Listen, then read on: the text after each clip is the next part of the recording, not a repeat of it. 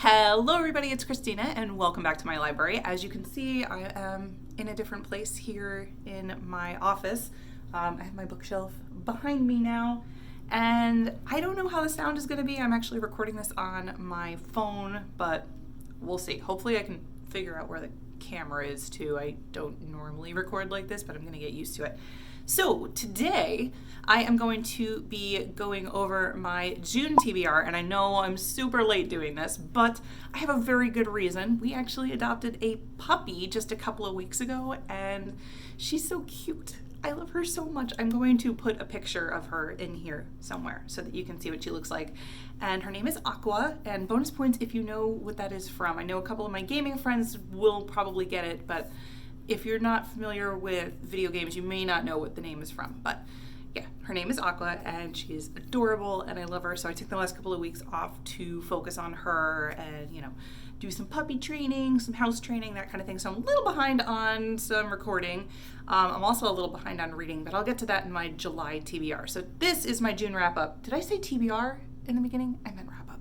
But anyway, this is my June wrap-up, and we are going to just kind of get right into it. So the first book I want to talk about is the audiobook that I listened to this month, and that is Grey Sister by Mark Lawrence.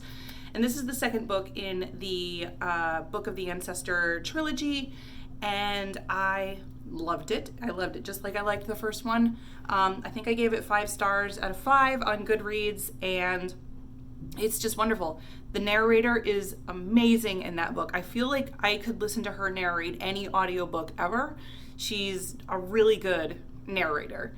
I believe her name is Heather O'Neill. I can't really get too much into the story because this is the second book in the series, and I don't want to spoil it for anybody that hasn't read it yet, but it was great. It was action-packed. There was lots of intrigue and politics, and, it's magic nuns that kick butt, and, it's pretty amazing. Nona is the main character. She is wonderful. She's young, so she's got some things that she's got to work out, but you can kind of see her grow throughout the series so far, and I love her so much. I love the girls that are involved, her friends, the nuns that take care of them. It's just such a good book, and I definitely cried during one of the scenes. I don't normally cry during books, but Mark Lawrence, you made me cry. Just gonna say that. But yeah, 5 out of 5 stars for Grey Sister. I highly recommend this series, and I can't wait to read Holy Sister, which will hopefully be my audiobook for August. We'll see. I'm being a little slow with my audiobooks lately, but that's the plan. The next book that I read in July is An Unwanted Guest by Sherry LaPena. And this is a murder mystery type book. It's very reminiscent of like the old school Agatha Christie novels. And it reminded me a lot of what was the name of that book? And Then There Were None by Agatha Christie. It was very similar in plot, with some differences. Obviously, it wasn't like a knockoff or anything, but it was good. I think I gave this 4 out of 5 stars on Goodreads, and I really enjoyed it. Like I said, it was a murder mystery, and it takes place in a bed and breakfast in upstate New York, which I thought was pretty cool because I used to live there. And there is a murder. Well, there's a death, and it looks accidental, so at first people don't think much of it, but then somebody else dies, and then you're realizing like, oh gosh, somebody is actually doing this. And I have to say I was pretty impressed with this because normally I can figure out who did it pretty easily in these kind of books, and I didn't start realizing who it was until all of the characters started catching on, which I thought was pretty good. That doesn't always happen, and usually when it does, when I do figure it out, I tend to like lower my score, but this was solid. I really like this. So if you're looking for a good murder mystery, this one was great. The next book I read is another kind of thriller / mystery, and this one I read on my Kindle, so I don't have a physical copy of it. But that is Verity by Colleen Hoover. And this one is about an aspiring author. No, she's an author. She's a writer. She's asked to come and be like a partner writer for this famous murder mystery writer who has taken ill.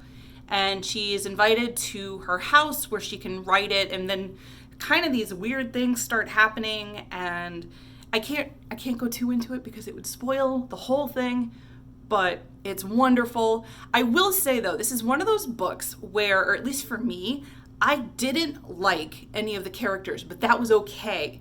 you know, sometimes when you don't like a character in a book or any of the characters in the book, you tend to not want to read the book. But this was different. Even though I didn't like any of the characters, like any of them, for reasons, not that they were badly written or anything like that. It was just that they were unlikable characters. I think that's kind of how they were supposed to be. It made the book so much more interesting, and the plot was just perfect for having these unlikable characters, and I thought it was really well done. I gave this one 4.25 out of 5 stars, and if I forgot to mention, it is by Colleen Hoover, who I heard doesn't normally write mystery/thriller novels. She's actually a romance writer, but I'm really hoping she writes more of them because I really liked this first kind of thriller book that she put into her, you know, repertoire. The next book that I have is another book that I don't have a physical copy of because I borrowed it from my local library. And unfortunately, this was my big unliked book of the month, which might come as a surprise to a lot of people because I know this was a very liked and hyped up book, and it didn't live up to the hype for me. I hope nobody's mad at me for this, but it is my opinion. I know other people have their own, and that's fine. Anyway, that book is Crazy Rich Asians by Kevin Kwan, and I am not gonna lie, I actually ended up DNFing this. I got halfway, a little more than halfway through the book, and then I DNF'd it. I gave it 1 star. I feel like the story it probably was fine, but there was a lot of point of view flip-flopping for me that just got very confusing. And I like the multiple point of view books. I mean, I read them all the time and normally it's okay, but there are so many characters in this book to keep up with.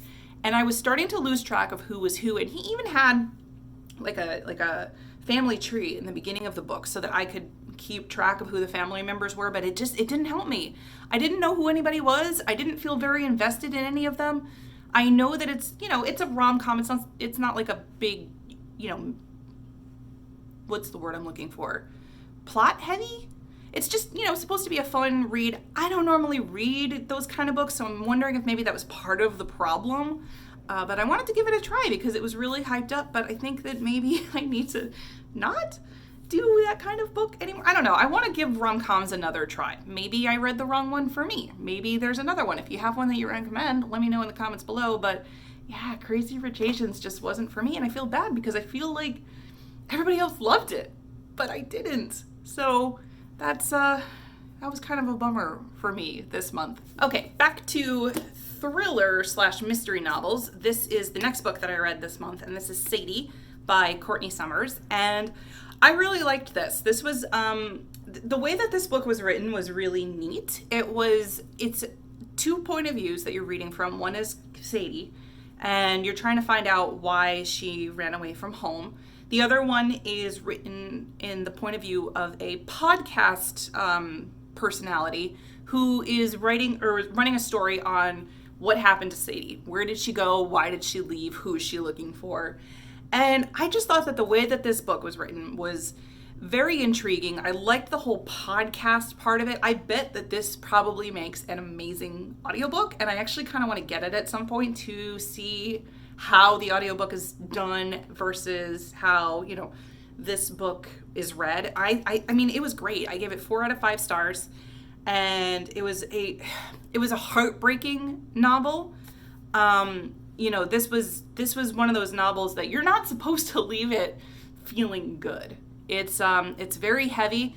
There are some, you know, content warnings for rape and child pornography and drugs and violence. Like it's a heavy book. I don't recommend this if you don't want to read about those kind of things. It was very hard to get through, but it was a good read, and I definitely recommend picking this up if you're into that kind of thing. And the whole podcast part of it was really cool too. The last book that I read in June is actually something I don't normally read, and that is a historical fiction, and that is All the Light We Cannot See by Anthony Doerr. I really liked this book. This is set in France during World War II. The story revolves around Marie, who is a French girl. She is blind, and she lives with her father and her uncle. and the other point of view is a German soldier named Werner, and it kind of just tells their story, before the war, during the war, after the war. And I've always really been intrigued by the story of World War II. I feel like, it's not something that we should ever forget. And this story was just so moving. This was another one that got me real close to crying. And again, I don't cry a lot when I read. But I just really loved this. I loved how it came together at the end. And it had a lot of different timelines that you were following. So like you think it would be confusing, but it really wasn't. Like you're going from the past to the future, to the past again. And it was fine. Like I thought that the way that this was written, it made a lot of sense how he did it. And I really enjoyed this book. And now I really want to read more historical fictions, because I feel like if I like this one, maybe this is a genre I should explore more of. I definitely want to read The Nightingale at some point, because I know that that's a lot like this one. But if you have any other historical fiction novels that you recommend, let me know, because I would love to check them out. All right, and that ends my June wrap up for 2019. I hope you enjoyed. If you have any books that you recommend that I read based on, anything similar to the ones that I have down here, let me know in the comments below, and I will see you next time. Bye.